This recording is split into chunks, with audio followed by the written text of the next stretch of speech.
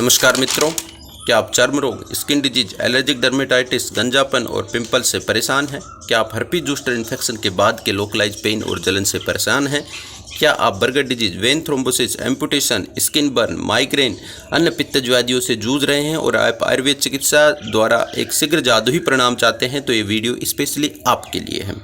मैं डॉक्टर नरेंद्र यादव हूं, पेशे से मैं एक आयुर्वेद डॉक्टर हूं और पिछले 10 वर्षों से मैं विशुद्ध आयुर्वेद चिकित्सा से रोगियों को लाभ दे रहा हूं। इस वीडियो में हम जलोकावचरण, रक्त मोक्षण, ब्लड लेटिंग या लीच थेरेपी जो आयुर्वेद की एक विशेष विधा है उसके बारे में आपको बताएंगे। जलोका है क्या? तो जल प्लस ओक अर्थात ऐसा जीव जिसका निवास स्थान जलोका है, वह जिसका निवास स्थान जल है वह जलोका है। इसके वैज्ञानिक नाम की हम बात करें तो इसका वैज्ञानिक नाम है हिरिडोमेडेस इनेलिसिस। यह एनेलिडा फाइलम का सदस्य है। इसकी फैमिली हिरिडोनिडी है। एनेलिडा का एक सदस्य है केचुआ, जिसे आपने देखा है।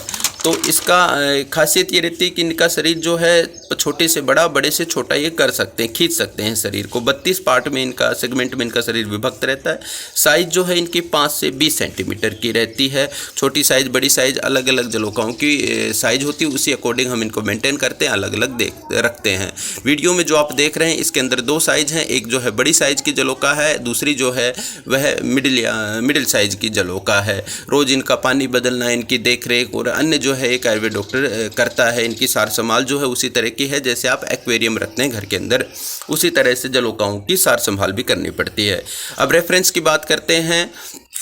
आचार्य सुश्रुत ने आयुर्वेद में सुश्रुत संहिता सूत्र स्थान में 12 प्रकार की जलोकाओं का वर्णन किया है, जिसमें 6 प्रकार की जलोकाएं जो हैं वह पॉइजनस हैं और 6 प्रकार की नॉन पॉइजनस है। साथ में इनके अलग अलग कैरेक्टर भी बताए गए हैं। एक आयुर्वेद डॉक्टर को इनकी अच्छे से पहचान होती है। साथ में भारत में पाई जाने वाली अधिकांश प्रजातियां जो हैं वो नॉन पॉइजनस है। लीच थेरेपी में क्या होता है, कैसे कार्य करती है, उससे पहले मैं आपको आयुर्वेद पंचकर्म के बारे में थोड़ा सा बताऊंगा।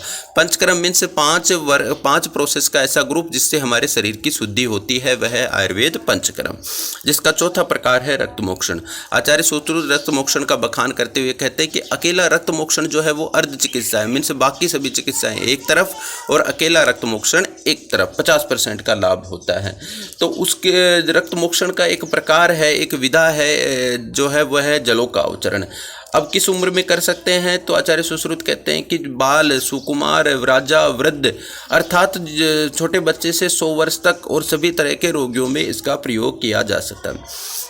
क्या होता है, करती क्या है परेशानी, वहाँ पर 1, 2, 3 जलोकाएँ पेशेंट की व्याधि के अकॉर्डिंग, सत्व के अकॉर्डिंग हम लगा देते हैं और 30 से 60 मिनट का समय लगता है। एक जलोका लगभग 15 ml इम्प्योर ब्लड को सक करती है। इसके पश्चात स्वतः ही वहाँ से उस स्थान को जलोका छोड़ देती है। जलोका को उसके पश्चात वमन कर्म कराया जाता है और फिर इसे अलग डब्बे में पेशेंट का बाहर नाम लिखकर डब्बे पे और अलग से सेपरेट रखा जाता है। शुद्ध रक्त की मात्रा करीब 15 ml रहती है। समय जो है 30 से 60 मिनट का समय लगता है। अब किन किन व्याधियों में प्रयोग करते हैं?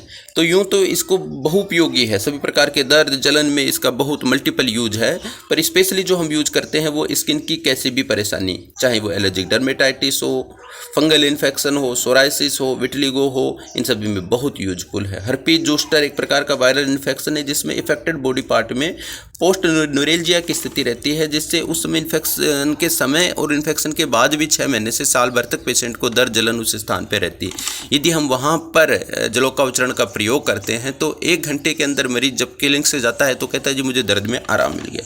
बहुत अच्छा रिजल्ट है। कॉस्मेटोलॉजी में आजकल टीनेज जो गर्ल्स बॉयज उनको पिंपल, स्कार, एक्ने, मुहासे, इनकी प्रॉब्लम बहुत कॉमन है। ऐसे में यदि 3 से 5 सीटिंग दी जाती हैं तो इनको एक्ने, मुहासे, इन सभी व्याधियों में पूरी तरह से आराम मिल जाते हैं।